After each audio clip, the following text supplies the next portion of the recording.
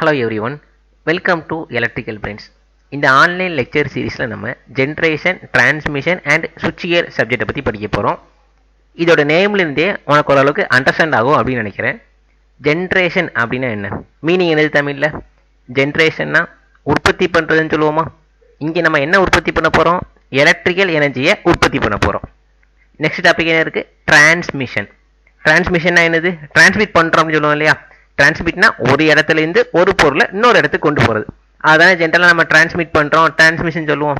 இங்கேயும் same meaning தான். Transmission அப்படின்னா என்னென்னா, நம்ம ஜென்ரேட் பண்ணுற எலக்ட்ரிக்கல் எனர்ஜியை ஒரு இடத்துலேருந்து இன்னொரு இடத்துக்கு கொண்டு போக போகிறோம். அதான் என்ன சொல்கிறோம்? டிரான்ஸ்மிஷன் அப்படின்னு சொல்கிறோம்.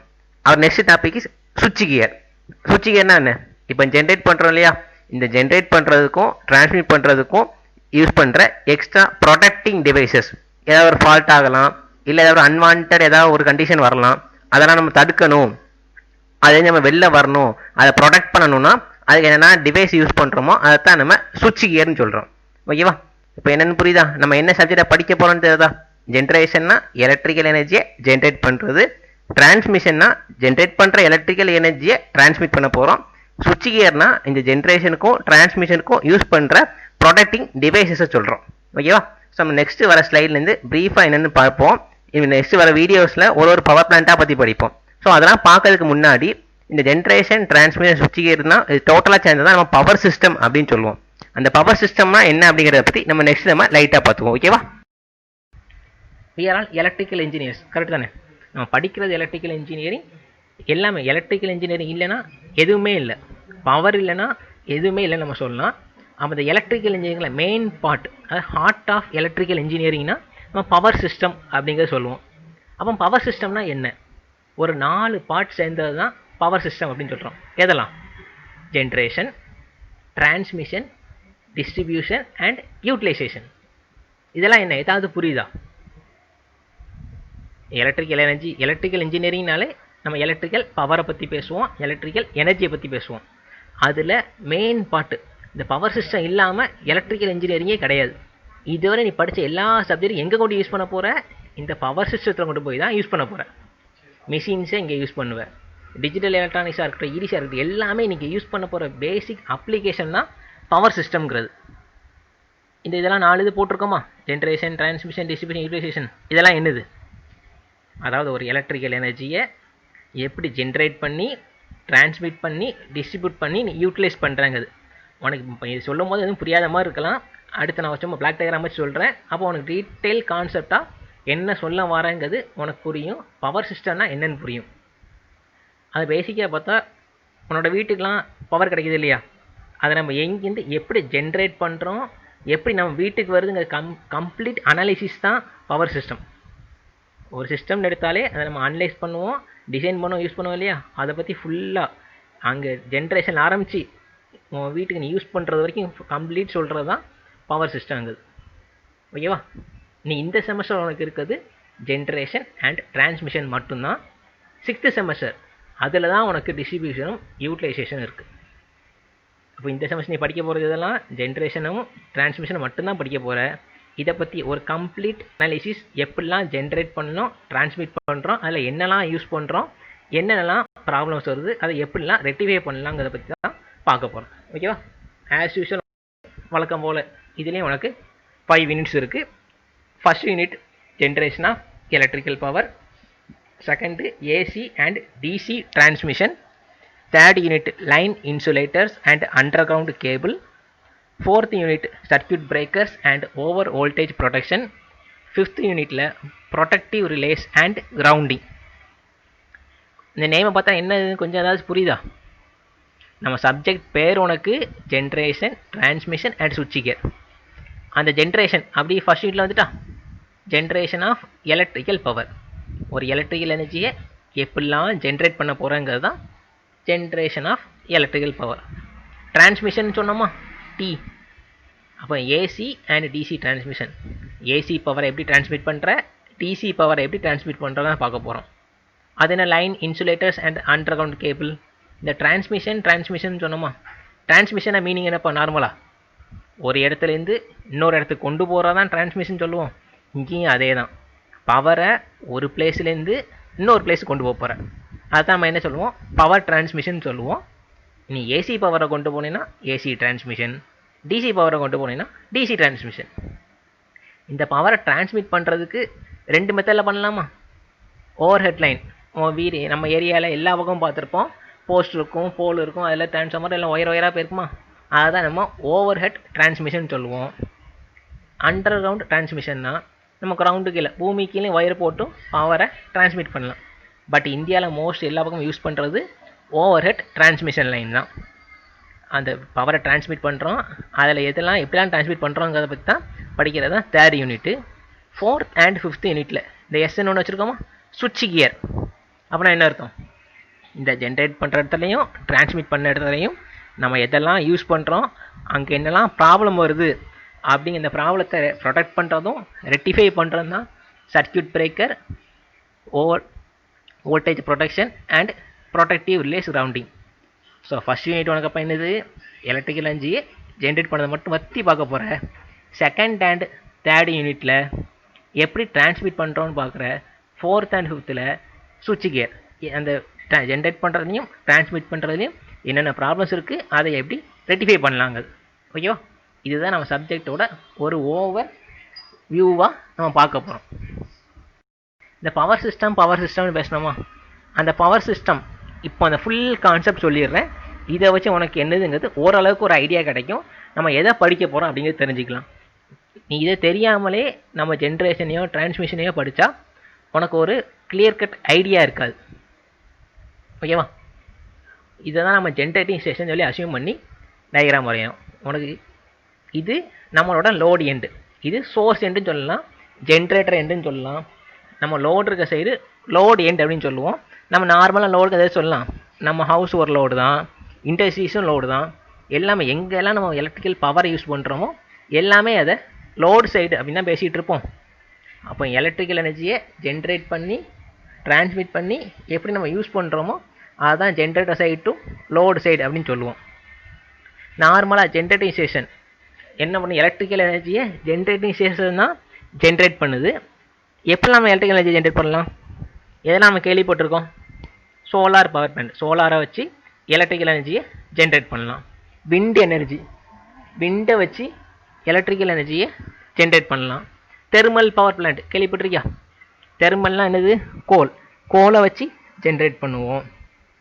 அடுத்து nuclear power plant, nuclear power பிளான்ட்டில் ஆட்டம் நியூக்ளியரை வச்சு யுரேனியத்தை வச்சு பவரை ஜென்ரேட் பண்ண போகிறோம். ஹைட்ரோ எலக்ட்ரிக் பவர் பிளான்ட் இருக்குது. இந்த மாதிரி நம்பர் ஆஃப் பவர் பிளான்ட்ஸ்லாம் இருக்குது. இதெல்லாம் பற்றி நம்ம அடுத்து படிப்போம். இந்த மாதிரி பவர் பிளான்ட்ஸ்லாம் என்ன பண்ணுறோம், எலக்ட்ரிக்கல் எனர்ஜியை ஜென்ரேட் பண்ணுறோம். ஜென்ரேட் பண்ணுற எலக்ட்ரிக்கல் நம்ம இப்போ 230 வோல்டேஜ் வேணும்னா அந்த 230 வோல்டேஜ் மட்டும் ஜென்ரேட் பண்ணால் போதுமா, அந்த 230 வோல்டேஜ் ஜென்ரேட் பண்ணி நம்ம வீட்டுக்கு அப்படியே கொண்டு வந்துடலாமா? ஜென்ரேட்டிங் ஸ்டேஷன் எங்கேயோ இருக்குது, உன்னோட வீடு எங்கேயோ இருக்குது. ஏன் நம்ம வீட்டு பக்கத்தில் ஜென்ரேட்டிங் ஸ்டேஷன் வைக்கிறது இல்லை? எப்போதும் ஜென்ரேட்டிங் ஸ்டேஷன் வேறு எங்கேயோ இருக்குது. எல்லோரும் அவங்கவுங்க வீட்டுக்கு பக்கத்தில் ஜென்ரேட்டிங் பிளான்ட் வைக்க முடியுமா? என்ன ஆகும், நம்ம ஒரு பிளான்ட் வைக்கணும்னா அதுக்குன்னு மெட்டீரியல்ஸ் வேணும். தெர்மல் பவர் பிளான்ட்னா கோல் வேணும். கோல் எங்கே அதிகமாக கிடைக்குதோ அங்கே தான் அதை வைக்க முடியும். அங்கே நீங்கள் டிரான்ஸ்மிட் பண்ணுறது, அந்த கோலை டிரான்ஸ்மிட் பண்ணி நம்ம கொண்டு வர்றது, நம்ம வீட்டு பக்கத்தில் தெர்மல் பவர் பிளான்ட் அங்கே பாய்லர் வைக்கணும். அப்போ அதிகமாக ஸ்பேஸ் வேணும், அங்கே பாப்புலேஷன் கம்மியாக இருக்கணும், கொஞ்சம் அதிகமான ஏரியா வேணும். இதெல்லாம் நம்ம நியர்பை வீட்டு பக்கத்தில் பண்ண முடியுமா? முடியாது இல்லையா? அதுதான் என்ன பண்ணியிருக்கோம், எல்லா பக்கமே மெஜாரிட்டியான தெர்மல் பவர் பிளான்ட் என்ன இருக்கும், far away from the load சென்டராக இருக்கும்.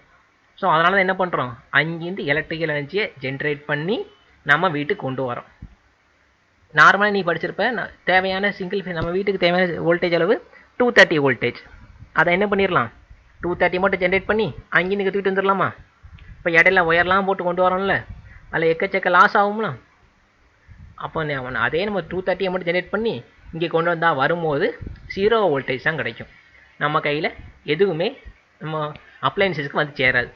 ஸோ அதான் என்ன பண்ணுறோம், ஜென்ரேட் பண்ணும்போது 15 kV. இது நான் கொடுத்துருக்க இதில் இருக்க எல்லா டேட்டாவுமே அக்யூரேட் டேட்டான்னு சொல்ல முடியாது, ஆவரேஜ் டேட்டா, நார்மலாக யூஸ் பண்ணுறது. இதோட கொஞ்சம் ஹையாகவும் இருக்கலாம், கொஞ்சம் லோவாகவும் இருக்கலாம். இப்போ 15 kV ஜென்ரேட் பண்ணுறோன்னா அதே 15 டிரான்ஸ்மிட் பண்ணிடலாமா? நம்ம வீட்டுக்கு தானே 230 வோல்டேஜ் வேணும். பக்கத்தில் இண்டஸ்ட்ரீஸ் இருந்துச்சுன்னு வச்சுக்குவோம், அங்கே 230 வோல்டேஜ் யூஸ் பண்ணுவாங்களா? அங்கே இருக்க மிஷின்ஸ்லாம் என்ன வரும், இதோட ஹை வோல்டேஜ் யூஸ் பண்ணுவாங்களா, 3 ஃபேஸ்னால் 400 யூஸ் பண்ணலாம். இல்லை அதோட பெரிய இண்டஸ்ட்ரீஸ் ஃபேக்ட்ரிஸ்லாம் இருந்துச்சுன்னா அங்கே என்ன பண்ணுவோம், அதோட ஹை வோல்டேஜ் டேரெக்டாக 11 kVயோ 33 kVயோ யூஸ் பண்ணுவாங்க. ஸோ அவங்களுக்கு என்ன வேணும், இதை விட அதிகமான வோல்டேஜ் தேவைப்படும். அதான் என்ன பண்ணுவாங்க, எல்லா ஜென்ரேட்டிங் ஸ்டேஷன் பக்கத்துலேயும் ஒரு டிரான்ஸ்ஃபார்மர் இருக்கும். அதை என்ன சொல்லுவோம், ஜென்ரேட்டிங் டிரான்ஸ்ஃபார்மர்னு சொல்லுவோம். ஜென்ரேட் பண்ணுற வோல்டேஜை அதிகமாக்குறோம், ஸ்டெப் அப் டிரான்ஸ்ஃபார்மர். எல்லா ஜென்ரேட்டிங் ஸ்டேஷன் கூடயும் ஒரு டிரான்ஸ்ஃபார்மர் இருக்குது. அந்த டிரான்ஸ்ஃபார்மர் என்ன சொல்கிறோம், ஜென்ரேட்டிங் டிரான்ஸ்ஃபார்மர்னு சொல்கிறோம். அது என்ன பண்ணுது, ஜென்ரேட் பண்ணுற வோல்டேஜை ஸ்டெப் அப் பண்ணி கொடுக்கு. 11 kV ஜென்ரேட் பண்ணோமா, அது 11 kV வச்சுக்குவோம். 11 kV 400 kV ஸ்டெப் அப் பண்ணி கொடுக்கு. ஓகேவா, டிரான்ஸ்ஃபார்மர் என்ன பண்ணுது, வோல்டேஜ் ஸ்டெப் அப் பண்ணுது. பட் ரெண்டு பக்கமும் பவர் சேமாக தான் இருக்குது. ஏன் நம்ம ஸ்டெப் அப் பண்ணணும், 15 kV ஜென்ரேட் பண்ணோம்ல, அதையே அப்படி கொண்டுடலாம்ல. எதுக்காண்டி நம்ம ஸ்டெப் அப் பண்ணணும், இதே 15 kV நம்ம கொண்டு வந்தாலும் ஒயர் போட்டு கொண்டு வரோமா, நார்மலாக என்ன சொல்லுவோம், ஓவர் ஹெட் லைன் சொல்லுவோம். அதை இன்னும் டெக்னிக்கலாக பார்த்தா கண்டக்டர்னு சொல்லலாமா. என்ன கண்டக்டர் யூஸ் பண்ணுறோம், மெஜாரிட்டியாக யூஸ் பண்ணுறது ஏசிஎஸ்ஆர் கண்டக்டர்னு சொல்லுவோம். அந்த கண்டக்டரை பற்றி நம்ம டைம்ஸை பற்றி நம்ம சிலபஸில் பார்க்கலாம். அந்த கண்டக்டரில் என்ன இருக்கும், காப்பர் இருக்கும், ஸ்டீல் இருக்கலாம், அலுமினியம் இருக்குமா. அப்போ அந்த மெட்டீரியல் சம் ரெசிஸ்டன்ஸ் உண்டா, ரெசிஸ்டன்ஸ் இருந்துச்சுனாலே அங்கே என்ன ஆகும், வோல்டேஜ் ட்ராப் ஆகுமா. அதை நம்ம என்ன சொல்லலாம், பவர் லாஸ்ன்னு சொல்லலாமா, I2R லாஸ் அப்படின்னு சொல்லலாமா. அப்போ இந்த 11 kV நம்ம அப்படி இங்கே கொடுக்கும்போது I2R லாஸ்ங்க பவர் லாஸ் ஆகுது. இந்த 11 kV நம்ம இப்போ 400 kV மாற்றிட்டோம். அப்போ கரண்ட் குறைஞ்சிருமா. டிரான்ஸ்ஃபார்மரில் ப்ரைமரி செகண்டரியில் பவர் சேமாக தான் இருக்க போகுது, வோல்டேஜும் கரண்ட்டு தான் உனக்கு வேரி ஆகும். உனக்கு ப்ரைமரி பக்கம் 11 kVயாக இருக்குது, செகண்டரி பக்கம் 400 kVயாக இருக்குது. அப்போ அந்த பக்கம் என்ன ஆகிருக்கும், கரண்ட்டு குறைஞ்சிருக்கும் தானே. அப்போ I2R லாஸ் கம்மியாகுமா. ஸோ அதுக்காண்டி என்ன பண்ணியிருக்கோம், ஸ்டெப் அப் பண்ணியிருக்கோம். புரியுதா, எதுக்காண்டி இந்த டிரான்ஸ்ஃபார்மர் போட்டிருக்கோன்ட்டு. நம்ம ஜென்ரேட் பண்ணுற வோல்டேஜை அப்படியே கொண்டு வந்தால் பவர் லாஸ் அதிகமாக இருக்கும். நம்ம பவர் லாஸை கம்மி பண்ணணும்னா என்ன பண்ணியிருக்கோம், ஜென்ரேட் பண்ணுற வோல்டேஜை ஸ்டெப் அப் பண்ணியிருக்கோம். ஸ்டெப் அப் பண்ணுறதுனால கரண்ட் கம்மியாகிடுது. கரண்ட் கம்மியாகிறதுனால I2R லாஸ் கம்மியாகுது. ஸோ நமக்கு என்ன ஆகுது, இந்த ஓவர் ஹெட் லைனில் போகிற லாஸஸ் கம்மியாகுது. அதனால தான் நம்ம என்ன பண்ணுறோம், வோல்டேஜை ஸ்டெப் அப் பண்ணுறோம். ஸோ ஜென்ரேட்டிங் ஸ்டேஷன், இந்த டிரான்ஸ்ஃபார்மர், இந்த ரெண்டும் சேர்ந்தது வரைக்கும் தான் நம்ம என்ன சொல்கிறோம், இது வரைக்கும் நம்ம ஜென்ரேட்டர் எண்டுன்னு சொல்லுவோம். ஓகேவா, இங்கிருந்து இது வரைக்கும் நம்ம டிரான்ஸ்மிஷன் எண்டு. இதுக்கப்புறம் இதுவரை நம்ம என்ன சொல்லிக்கலாம், டிஸ்ட்ரிபியூஷன் எண்டுன்னு சொல்லுவோம். இதுக்கப்புறம் என்ன சொல்லிக்கலாம், யூட்டிலைசேஷன். இந்த செமஸ்டர் உனக்கு நம்மளோட ஃபோக்கஸ் இந்த பார்ட் அண்ட் இந்த பார்ட் மட்டும்தான்.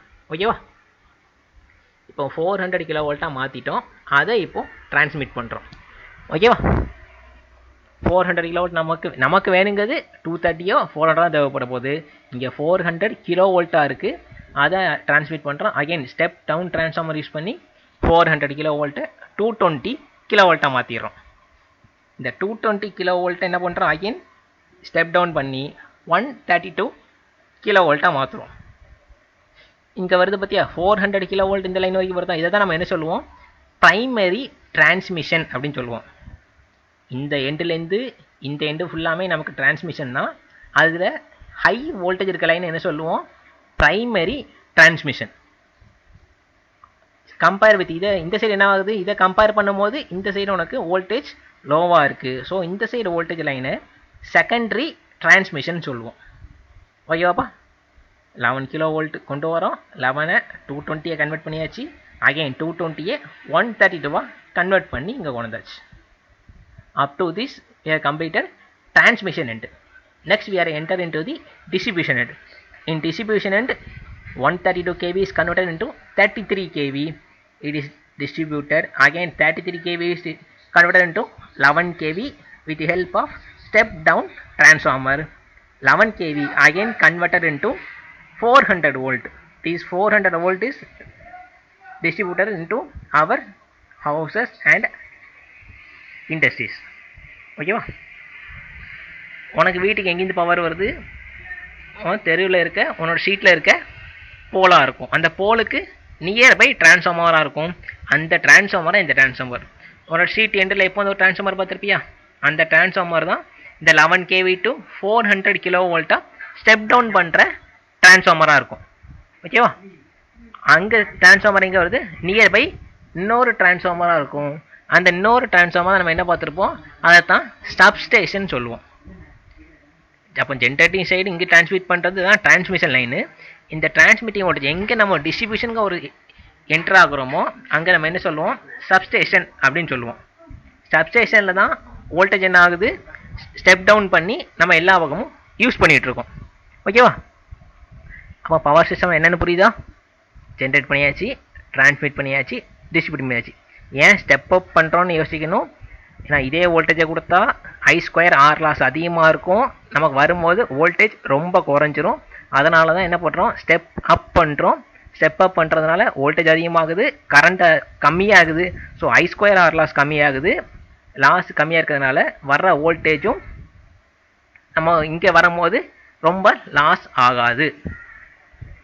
இன்னொன்று வாட்ச் பண்ணியா, இங்கெல்லாம் 3 ஒயர் வந்திருக்கா, இங்கே 4 ஒயர் வந்திருக்கா.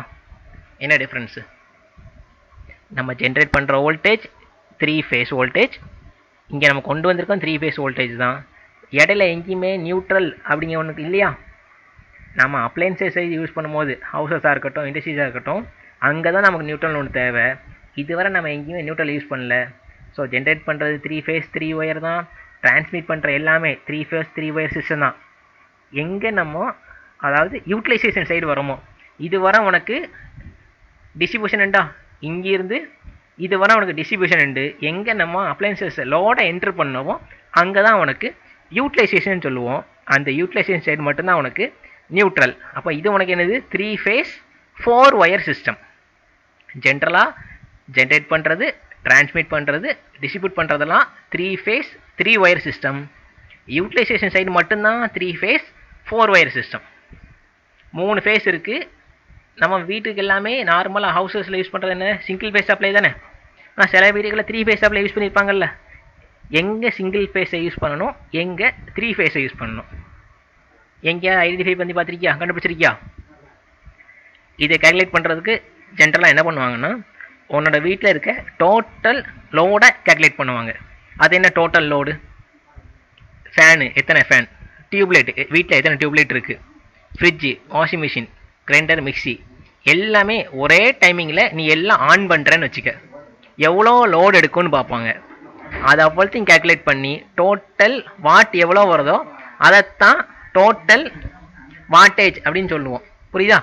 அந்த டோட்டல் வாட் உனக்கு டோட்டல் லோடு, இந்த டோட்டல் லோடு டோட்டல் வாட்டு அது 5 கிலோவாட்டை விட கம்மியாக இருந்துச்சுன்னா சிங்கிள் ஃபேஸ் சப்ளை யூஸ் பண்ணுவாங்க. 5 கிலோவாட்டை விட அதிகமாக இருந்துச்சுன்னா 3 ஃபேஸ் சப்ளை யூஸ் பண்ணுவாங்க. பேஸ்ட் ஆன் லோடை பொறுத்து தான் நம்ம சிங்கிள் ஃபேஸ் சப்ளை யூஸ் பண்ணோமா 3 ஃபேஸ் சப்ளை யூஸ் பண்ணுறோமாங்கிறது நம்ம ஐடென்டிஃபை பண்ண முடியும். ஓகேவா? எங்கே நம்ம சிங்கிள் ஃபேஸ் சப்ளை யூஸ் பண்ணுவோம், எங்கே 3 ஃபேஸ் சப்ளை யூஸ் பண்ணுறோம் அப்படிங்கிறது இதை வச்சு தான் நம்ம கேல்குலேட் பண்ணுறது. நம்ம சிங்கிள் ஃபேஸ் சப்ளை, இதே சிங்கிள் ஃபேஸ் சப்ளை வேணும்னா ஒரு ஃபேஸ் அண்ட் ஒரு நியூட்ரலை யூஸ் பண்ணிக்கிறோம். அதே மாதிரி R ஃபேஸ்ன்னு எடுத்துக்கலாம், Y ஃபேஸ்ன்னு எடுத்துக்கலாம், B ஃபேஸ்ன்னு எடுத்துக்கலாம். ஓகேவா? ஒவ்வொரு வீட்டுக்கும் ஒவ்வொரு சப்ளைன்னு எடுத்துருப்பாங்க. சம்டைம்ஸ் நீ பார்த்துருக்கலாம், உன் வீட்டுக்கு பவர் இருக்காது, நியர்பை உன் ஃப்ரெண்ட் வீட்டுக்கு பவர் இருக்கலாம். அப்போ என்ன ரீசன், உன்னோட வீட்டுக்கு ஒரு ஃபேஸ்லையும் சப்ளை வந்திருக்கு, உன் ஃப்ரெண்டு வீட்டுக்கு இன்னொரு ஃபேஸ்லையும் சப்ளை வந்திருக்கு. உன் வீட்டுக்கு வர ஃபேஸ் மட்டும்தான் ஃபால்ட் ஆகிருக்குன்னு மீனிங்கா? புரியுதா? இதுதான் entire system of power system பற்றி பார்க்குறோம். ஜென்ரேட் பண்ணியாச்சு, டிரான்ஸ்மிட் பண்ணியாச்சு, டிஸ்ட்ரிபியூட் பண்ணியாச்சு, இங்கே நம்ம யூட்டிலைஸ் பண்ண போகிறோம். இதுதான் என்டையர் பவர் சிஸ்டம். இந்த கான்செப்ட் உனக்கு ஓகேனா இனி நம்ம என்ன பண்ண போகிறோம், ஃபர்ஸ்ட் யூனிட்டில் எப்படிலாம் இந்த பவர் ஜென்ரேட் பண்ண போகிறோம், எப்படிலாம் ஜென்ரேட் பண்ணலாம், கன்வென்ஷனல் மெத்தட், நான் கன்வென்ஷனல் மெத்தட், என்னென்ன பவர் பிளான்ஸ் இருக்குது, இதெல்லாம் பற்றி ஃபர்ஸ்ட் யூனிட்டில் பார்க்க போகிறோம். இந்த டிரான்ஸ்மிட் பண்ணுறோமா, இதெல்லாம் எப்படி டிரான்ஸ்மிட் பண்ணுறோம், என்ன கேபிள்ஸை யூஸ் பண்ணுறோம், அதை என்னென்னா ஃபால்ட் வரலாம், அதை எப்படி ரெக்டிஃபை பண்ணலாங்கிறது தான் அதர் 4 யூனிட்ஸ். ஓகேவா? இதுக்கப்புறம் இந்த லைன் பார்ட்டுக்கு அப்புறம் உனக்கு 6th செமஸ்டரில் தான் நீ படிக்க போகிற. இதில் இன்னொன்று நீ சும்மா தெரிஞ்சிக்க, நம்ம ஜென்ரேட் பண்ணுற வோல்டேஜ், டிரான்ஸ்மிட் பண்ணுற வோல்டேஜ் என்ன, வோல்டேஜ் என்ன, நம்ம இங்கே யூஸ் பண்ணுற வோல்டேஜ் என்ன. சர்க்யூட் தியரியில் 2 வோல்டேஜ் படிச்சிருப்பியா, லைன் வோல்டேஜ் அண்ட் ஃபேஸ் வோல்டேஜ்னு. லைன் வோல்டேஜ்னா என்ன, ஃபேஸ் வோல்டேஜ்னா என்ன?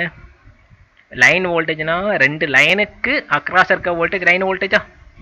ஃபேஸ் வோல்டேஜ்னா ஒரு லைனுக்கும் ஒரு ஃபேஸ் ஒரு நியூட்ரலுக்கும். லைன் வோல்டேஜ்னா ரெண்டு லைனுக்கு இடையில இருக்க வோல்டேஜ், ஃபேஸ் வோல்டேஜ்னா ஒரு லைனுக்கும் ஒரு நியூட்ரலுக்கு இடையில இருக்க வோல்டேஜ் தான் ஃபேஸ் வோல்டேஜ்னு பார்த்துருப்போம். அப்போ நம்ம ஹவுஸ்னா எங்கே இந்த வோல்டேஜ் இருக்கும், ஒரு ஃபேஸ் அண்ட் ஒரு நியூட்ரல்னு இருக்குமா. அப்போ நம்ம வீடுகளுக்கு வரதெல்லாம் என்னது உனக்கு ஃபேஸ் வோல்டேஜா. நம்ம ஜென்ரேட் பண்ணுறதா இருக்கணும், டிரான்ஸ்மிட் பண்ணுறது எல்லாமே உனக்கு என்ன வோல்டேஜ், லைன் வோல்டேஜா. புரியுதா இதை பற்றி? ரைட்டாக பார்த்துருவோம் இதை பற்றியும். ஸோ 3 ஃபேஸ் இருக்குது, நியூட்ரல் இருக்குது.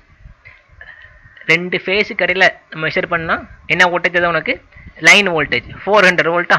லாஸ்ட் அப்படி தானே பார்த்தோம், ஸ்டெப் டவுன் பண்ணி 11 kVயை 400 வோல்ட்டாக மாற்றிருப்போம். அப்போது ரெண்டு லைனுக்கு இடையில் 400 வோல்ட், ஆருக்கு ஒய்க்கு இடையில் 400, Y and B 400, R and B 400 volt. இதே இது one phase and one neutral 230 volt. 230 எப்படி இந்த 230 வந்துச்சு, ஆல்ரெடி இதுக்குள்ள டெரிவேஷனை நம்ம சர்க்யூட்டில் ஃபுல்லாக படிச்சிருப்பேன்.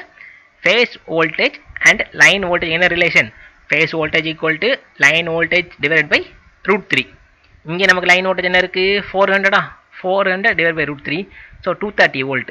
அப்போ ஃபேஸ் வோல்டேஜ் என்னது 230 வோல்ட், லைன் வோல்டேஜ் 400 வோல்ட்.